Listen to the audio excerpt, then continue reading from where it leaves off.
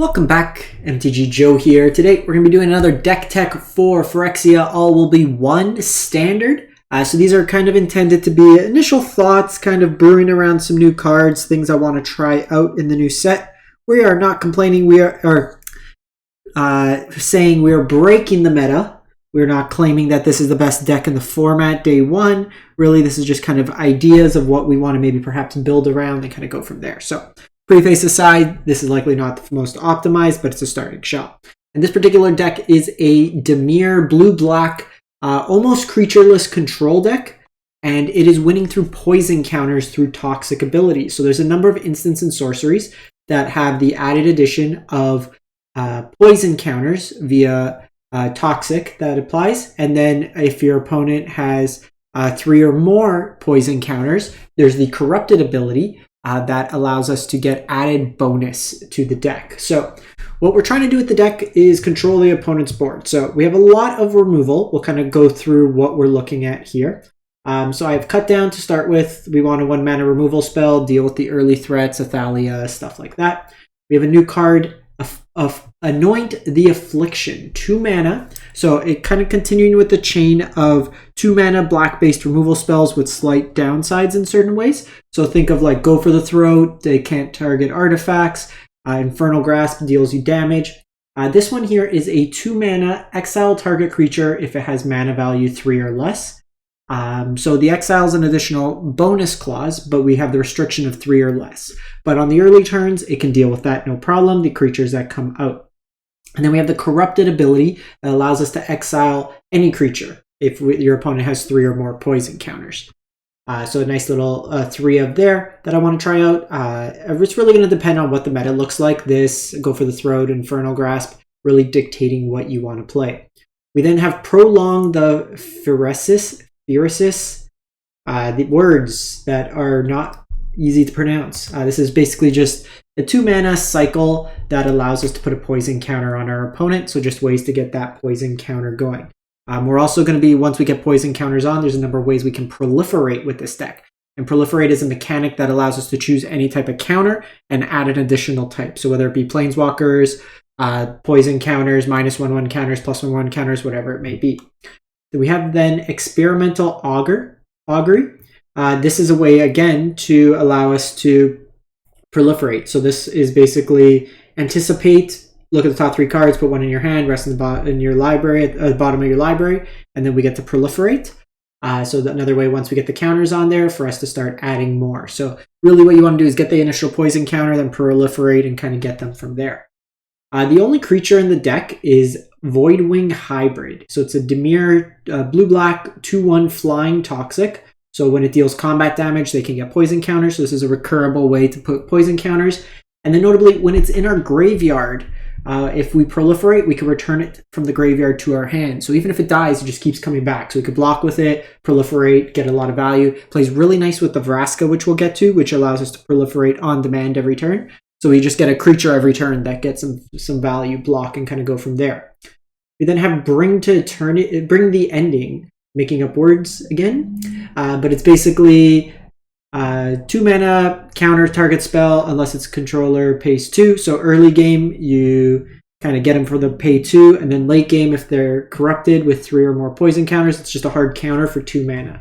So this one scales a lot better than Make Disappear would in the late game while still providing you that early interaction. You'll note that a lot of our cards are at instant speed to allow us to basically play on our opponent's turn. We then have Vraska's Fall. So this is our way for us to deal with opponent's Planeswalkers. Each opponent sacrifices a creature or a Planeswalker and gets a poison counter. So another way, I wanted to have dedicated removal that targeted, but also have some access to more flexible removal, sacrifice, kind of get around there. So 4 copies of that, and then 1 copy of Distorted Curiosity. It is 3 mana, draw 2, so divination, but if your opponent's corrupted, it only costs 1 mana to draw 2. This card might be played in larger numbers because it is pretty good value. Obviously, if you can pay 1 to draw 3 cards, Ancestral Recall, or close to Ancestral, not really, but 1 mana to draw 2 seems pretty good value on face level. It's just how easy is it going to be for us to corrupt our opponent is what we want to try. Another card I'm unsure of, but want to give it a shot because we'll be controlling a lot of the board. I think this Jace is actually pretty decent when you can have like one creature for your opponent. So we can cast this for 3 mana in this deck by paying Phyrexian mana. It would enter with 3 loyalty as opposed to 5. Its plus ability lets us basically take out 3 power from a target creature. If we're able to control the other creatures and kind of just shut down one creature, it effectively fogs them for the turn. It has the ability to mill, and then we get to draw a card regardless, but if the library has 20 or more cards, we draw 3 cards. So in grindy late game matchups, it can provide us a lot of value. We could also choose to mill ourselves to find our Void Wings, our creatures that get back from the graveyard, so some synergy there. But largely, I think it's going to plus. We also have the ability late game to just target with the mill. So there is kind of a win condition here, but this is more of I'm playing it in the deck as a way just to stall our opponent or kind of serve as a distraction. Since we're on the topic of Planeswalkers, we also have Vraska, Betrayal, Sting. Similar, this is a 5 mana Planeswalker if we want, 6 mana otherwise, 4/6 starting loyalty. And then for its 0, we get to draw a card and lose a life.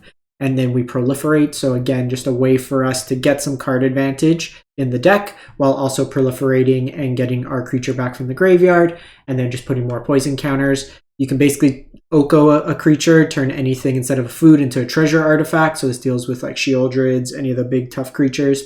And then lastly, its ultimate lets us put 9 poison counters onto an opponent. So if they're not at 9, they get to 9 and then pretty much kill them with any of our proliferate effects.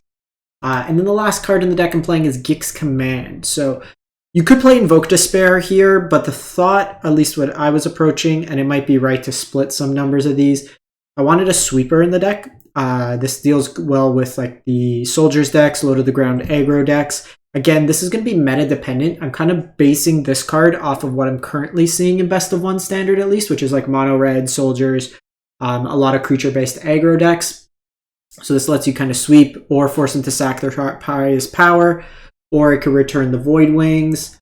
This is, 2 creatures, or it can just give like a Void Wing +2 counters and lifelink, and then we could proliferate on those counters. So it could give us some life in a pinch as well. So kind of the thoughts there. Again, I don't think it'd be wrong to play Invoke Despair. Might be like 1 Jace, 4 Invokes. Again, once we play games, we'll get a feel for it, see how it goes, but this is what I wanted to try out to start with. The mana base, notable additions of the deck, we have Dark Slick Shores, which is the fast land that'll be coming. So just another dual land, so we now have access to 4 different dual lands that produce blue-black, so just really clean mana. So Dark Slick Shores, Shipwreck Marsh, Underground River, and Xander's Lounge. The Lounge can also be cycled late game. There should only be 1 Takenuma, so I'm just going to adjust that before. Might have clicked 1 too many. But 1 Takenuma, some Swamps, Otawara, and then a Blast Zone just as catch-all removal. So that's pretty much it for the deck. Let me know in the comments what you think of this deck. First off, if you'd approach it different, and then what cards or decks you're most excited for the new set. In any case, thanks for watching, everyone. Hope you have a great one, and stay safe out there.